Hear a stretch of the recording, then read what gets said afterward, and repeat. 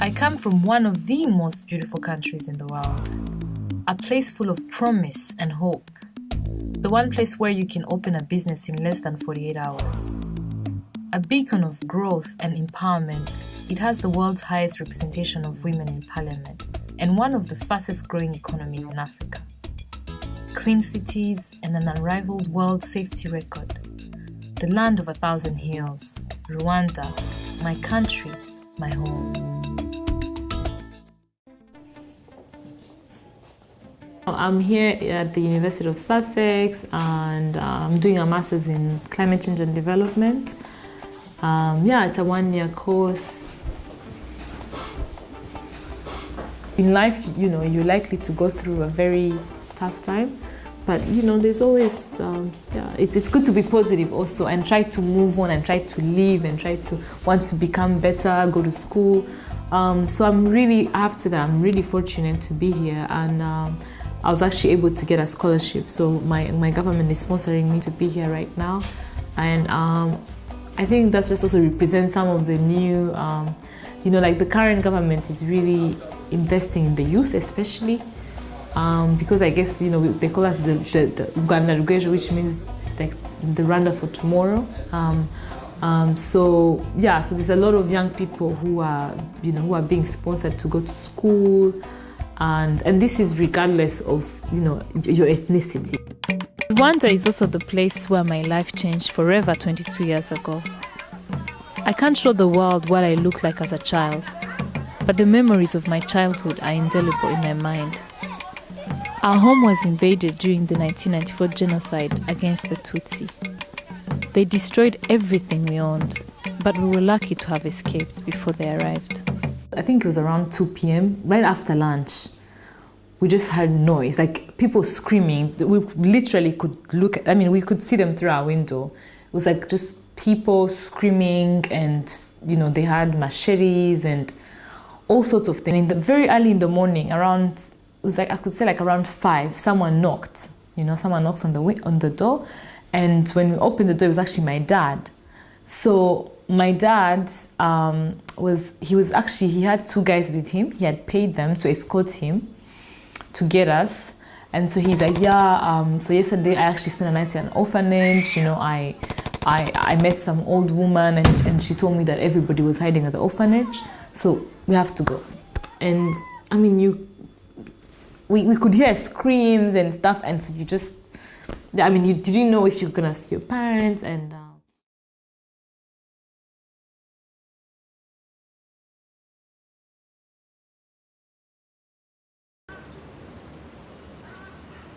I remember it was because April actually rains a lot. It was like a rainy season, which actually was really good for us, because that's whenever it rained, we would all go outside and shower from basically roof water. How when it rains is, so we would all line up, all the kids, and shower outside.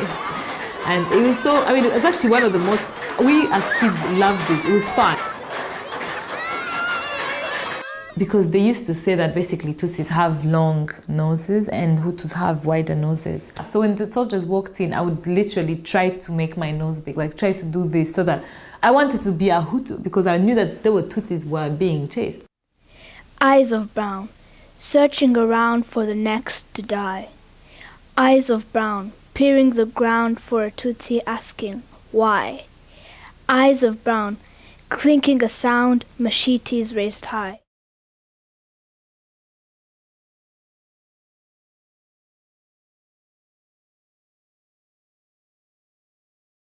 It didn't even take, I would say, not even 5 minutes. They're like, it's like, do you live here? Then he's like, yeah. It's like, then he's like, I'm an orphan here.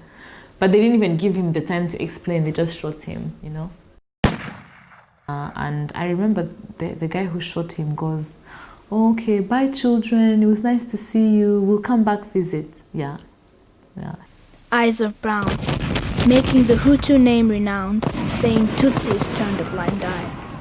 For eyes of brown, killing was crowned, 1 million lives now denied.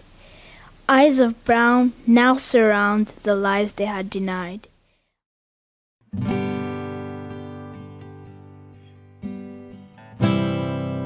We lost in 1994, 1,074,017 victims. And so we have an actual number. It's not 800,000, it's not close to 1 million. It is 1,074,017 victims. Each one of them had a name. Each one of them had a story. Each one of them had a future, because many were very young. We lost babies, we lost children. We lost mothers who were still very young and raising their families. So Damas Gisimba is actually Hutu. And I know a lot of people wonder, like, okay, so how come this Hutu man was protecting all these Tutsis? And I guess, you know, it just shows you that also, you can't say that all Hutus, you know, were extremists. And he taught us not to segregate. So he had said that in case the Interahamwe come and they try to, you know, separate, they try to ask who's Hutu, or they ask Hutus to go on the side and Tutsis to go on the side, you know, you're all the same. So in the orphanage, there was no such thing as Hutu or Tutsi, you know. We were just there as children, Rwandan children who would not be divided.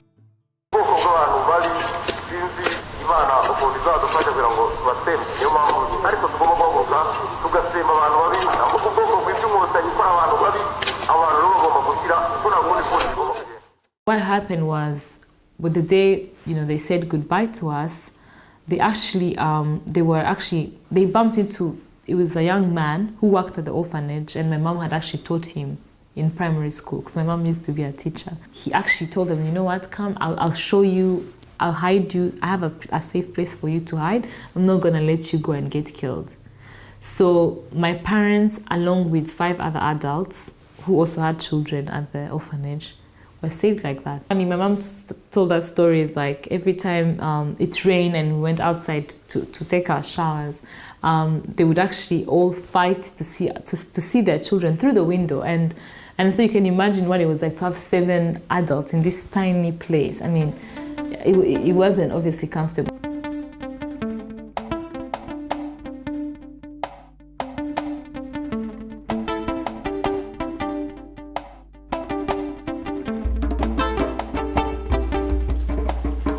This was one of the best moments, honestly, the happiest days, you know, of our life.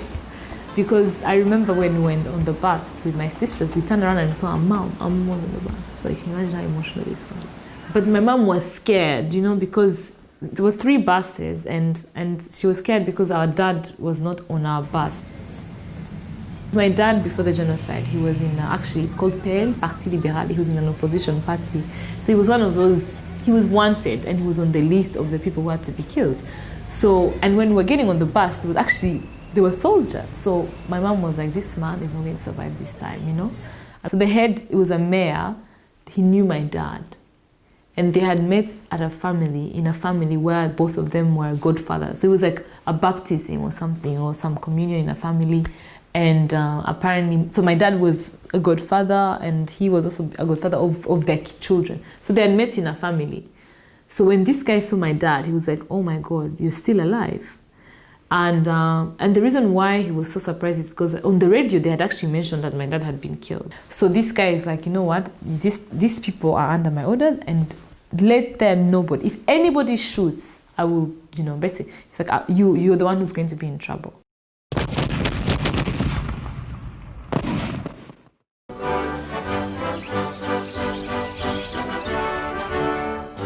So RPF is the Rwandan Patriotic Front, and at the time there were the rebels, and these were Rwandans, they were Tutsis who were in exile.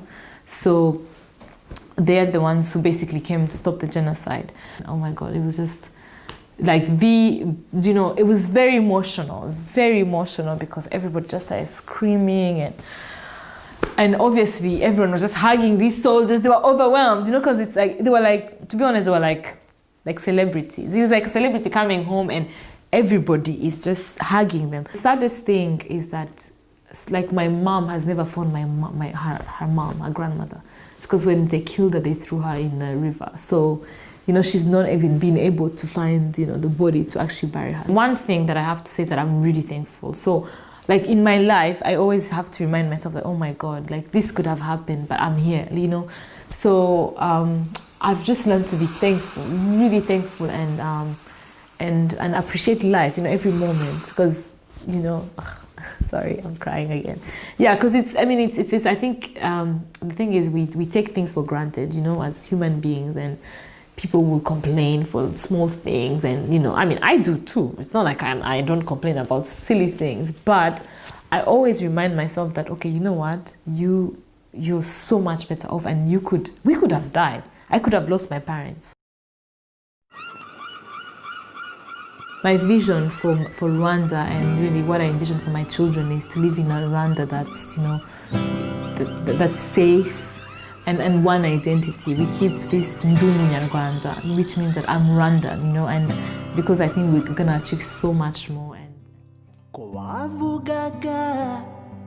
kuwirirwa handi ugataha Rwanda igihe amaraso ameneka igihugu kigakwira imirambo induru imiborogo bikadogera